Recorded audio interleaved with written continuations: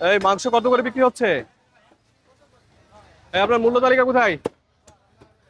আপনাদের মূল্য তালিকা কোথায়? মাংসের মূল্য তালিকা কোথায়? মাংসের মূল্য তালিকা কই? কত করে বিক্রি হচ্ছে?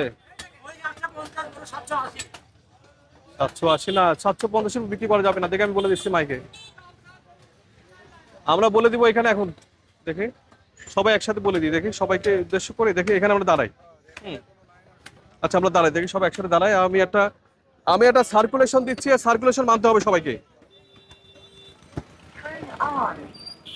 এই আপনারা যারা মাংস কিনছেন এবং এই গরুর মাংস যে অন্যদিনে যে রকম দাম ছিল, আমার জানা মতে দাম ছিল, আমরা যতটুকু জানি, বা যে মাংস অ্যাভারেজ বিক্রি হচ্ছিল 750 টাকা, সেই মাংস এখন বিক্রি হচ্ছে 780 বা 800 টাকা। এবং মহিষের মাংস সেই বেশি দামে বিক্রি হচ্ছে। এটা বিক্রি করার কোনো সুযোগ নেই। এটা ভোক্তা অধিকার আইনে বা সমস্ত মোবাইল কোর্টের আইনে এটা অপরাধ।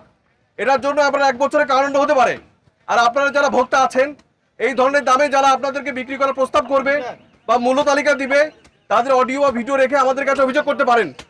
আর আপনারা যারা ব্যবসায়ী আছেন, আপনাদের উদ্দেশ্য বলতে চাই, আপনারা অন্য দিনে যে বিক্রি করতেন 750 টাকা, আজকে কেন বেশি বিক্রি করতে হলো? আপনার অজুহাত হচ্ছে যে স্যার বেশি দামে বিক্রি করছে, কিনছি, আপনি কিনবেন না বেশি দামে? আপনি তো একই ভাবে, আমি বলি, আপনি ঈদের সময় বা আগামীকালকে ঈদ, এই জন্যই তো প্রচুর মাংস বিক্রি করার সুযোগ পাচ্ছেন এক নাগারে, এবং এক নাগারে আপনার বিক্রি শেষ হয়ে যাচ্ছে। সুতরাং আপনি তো লাভ পাচ্ছেনই, আপনি কেন অতিরিক্ত মুনাফা করতে যাচ্ছেন? একটা হাদিস আছে, আর তাদিরুস সাদিকুল আমিনু মান নাবিয়ান ওয়া সিদ্দিকিনা, সৎ ব্যবসায়ী আল্লাহর সাথে থাকবে আর অসৎ ব্যবসায়ী দোজখের সর্বনিম্ন স্থানে থাকবে। এটা কোন সৎ ব্যবসায়ী না, আপনারা যেটা করছেন এটা করা যাবে না।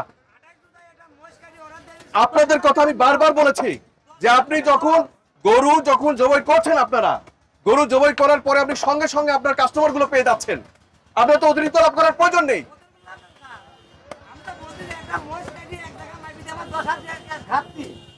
তাহলে ঘাটতি হলে আপনি এই প্রফেশন পাল্টাই ফেলেন, ব্যবসা পাল্টাই ফেলেন। আপনি তো এইভাবে আজকের দিনকে কেন্দ্র করে তো বেশি দাম নেওয়া যাবে না। আমি আজকের দিনে আপনাদের কাছে অভিযোগ পাচ্ছি,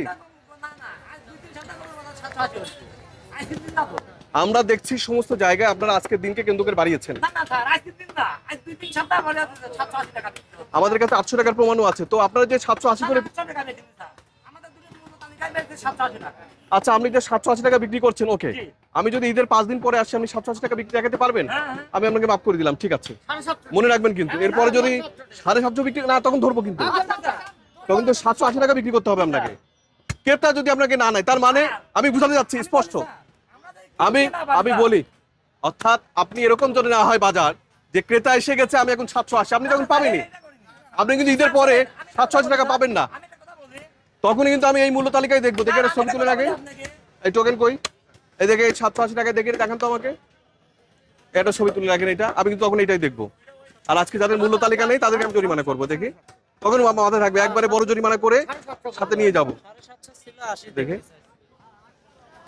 এই দেখি সরে যান।